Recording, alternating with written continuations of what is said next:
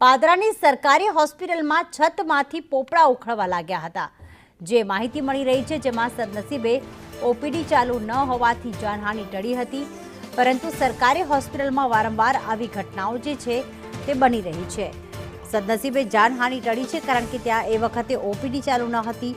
હોસ્પિટલમાં આપ જોઈ રહ્યા છો કે જ્યાં છતના પોપડા ઉખડી રહ્યા છે, નીચે પડી રહ્યા છે। પાદરાની સરકારી હોસ્પિટલ હવે જર્જરિત થવા લાગી છે અને વહેલી તકે નવી હોસ્પિટલ બનાવવા લોકોએ માંગ કરી છે, કારણ કે રોજ મોટી સંખ્યામાં અહીંયા દર્દીઓ સારવાર લેવા માટે આવતા હોય છે।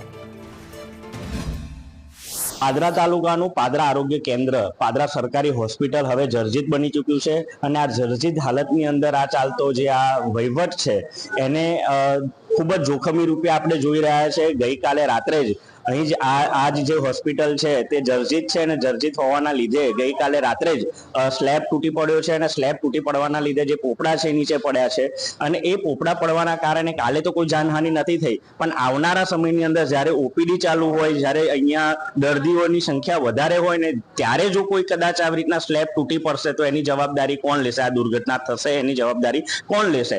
એટલે પાદરા હોસ્પિટલની અંદર તમામ જેટલા પણ સ્લેબ છે એ અત્યારે જર્જરિત છે। લોખંડના સળિયા દેખાઈ રહ્યા છે। સ્લેબ ગમે ત્યારે તૂટી પડે એવી કન્ડિશન